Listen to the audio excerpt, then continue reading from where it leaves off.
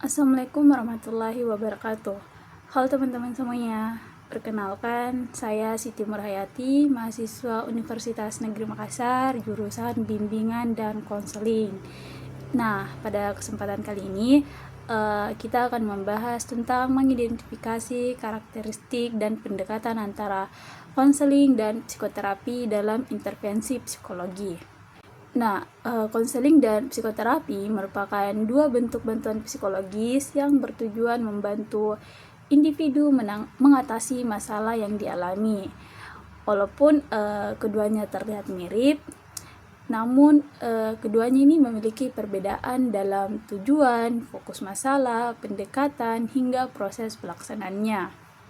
Nah, yang pertama itu ada pengertian konseling dan psikoterapi.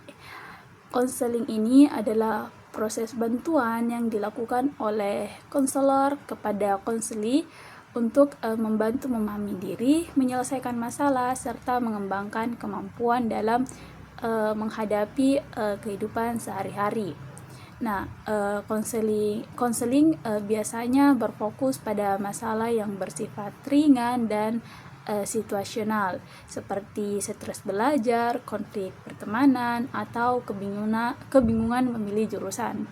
Sedangkan psikoterapi adalah proses bantuan psikologis yang lebih mendalam untuk menangani gangguan emosional atau mental yang lebih kompleks.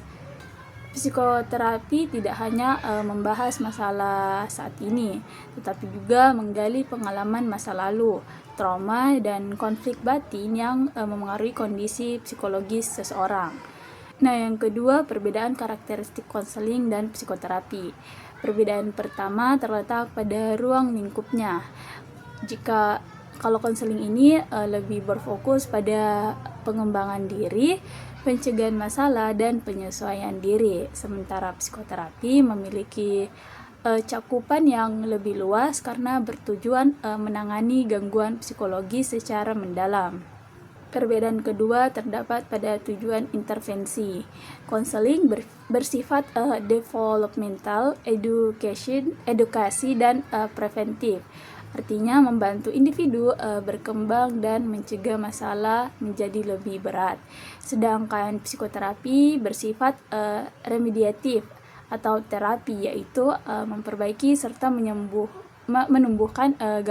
menyembuhkan gangguan psikologis yang sudah terjadi. Ketiga, dilihat dari karakteristik konseling. Konseling biasanya diberikan kepada individu yang masih dapat berfungsi normal tetapi mengalami hambatan tertentu. Sedangkan psikoterapi ditunjukkan bagi individu yang mengalami gangguan mental atau emosional yang cukup berat. Keempat, fokus masalahnya juga berbeda.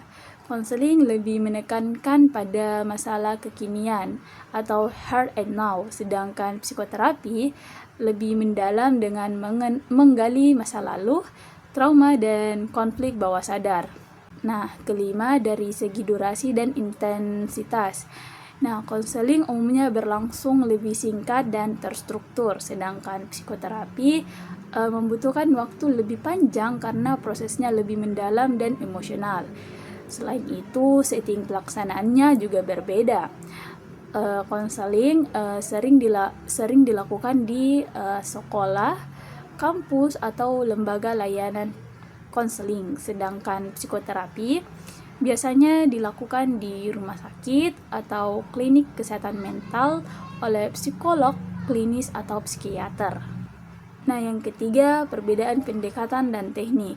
Dalam praktiknya, konseling dan psikoterapi menggunakan berbagai pendekatan teoritis. Pendekatan pertama adalah psikodinamika, yang menekankan bahwa perilaku individu ini dipengaruhi oleh pengalaman masa lalu dan konflik batin.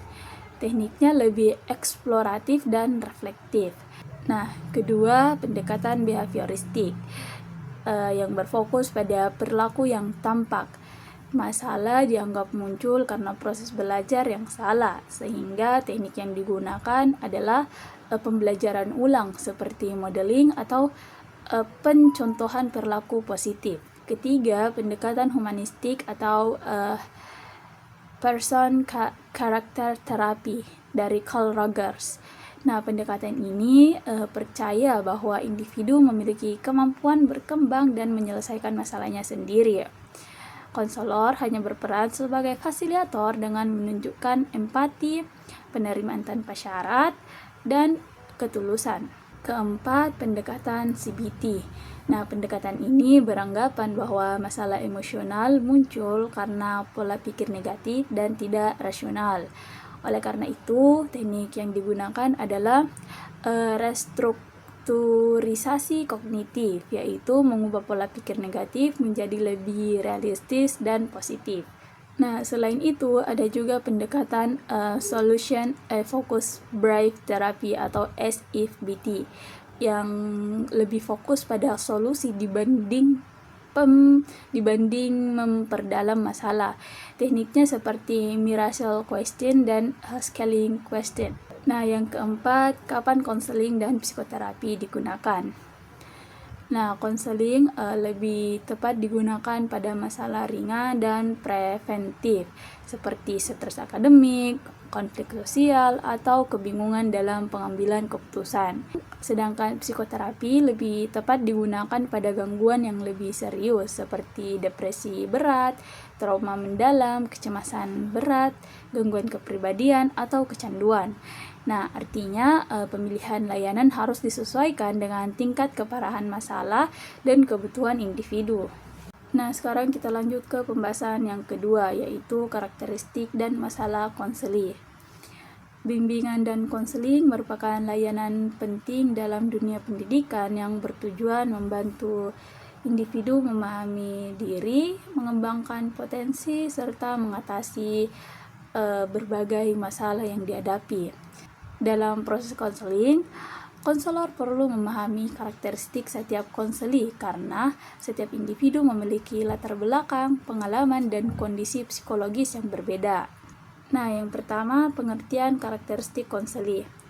Karakteristik konseli adalah berbagai ciri atau kondisi yang dimiliki individu yang memengaruhi perilaku, cara berpikir, emosi, serta cara menghadapi masalah. Pemahaman terhadap karakteristik konseli sangat penting agar konselor dapat memberikan layanan yang sesuai dengan kebutuhan individu. Nah, karakteristik konseli meliputi kebutuhan, kepribadian, kemampuan intelektual, bakat, kondisi emosional, serta latar belakang sosial dan budaya. Menurut teori Abraham Maslow, manusia memiliki beberapa kebutuhan, yaitu kebutuhan fisiologis, rasa aman, kebutuhan sosial, penghargaan diri, dan aktualisasi diri. Nah, perbedaan kebutuhan tersebut membuat setiap konseli memiliki cara yang berbeda dalam menghadapi masalah. Nah, yang kedua, kepribadian dan kondisi konseli. Kepribadian juga menjadi bagian penting dalam memahami konseli. Kepribadian memengaruhi cara individu berpikir, mengekspresikan emosi, dan berinteraksi dengan orang lain. Nah, ada konseling yang mudah terbuka dan mau menceritakan masalahnya, tetapi ada juga yang tertutup dan sulit percaya kepada orang lain. Oleh karena itu, di sini konselor perlu memiliki empati, kesabaran, dan kemampuan komunikasi yang baik agar konseli merasa nyaman. Nah, selain itu, kemampuan intelektual juga memengaruhi proses konseling. Konseli dengan kemampuan berpikir yang berbeda memerlukan pendekatan yang berbeda pula. Konselor harus mampu menyesuaikan bahasa dan metode komunikasi dengan kondisi konseli. Nah, yang ketiga, tipe-tipe konseli. Dalam praktik konseling, terdapat beberapa tipe konseli. Yang pertama, konseli yang datang secara sukarela. Konseli seperti ini biasanya lebih terbuka dan mudah bekerja sama dalam proses konseling. Yang kedua, konseli yang datang karena dorongan orang lain seperti guru atau orang tua.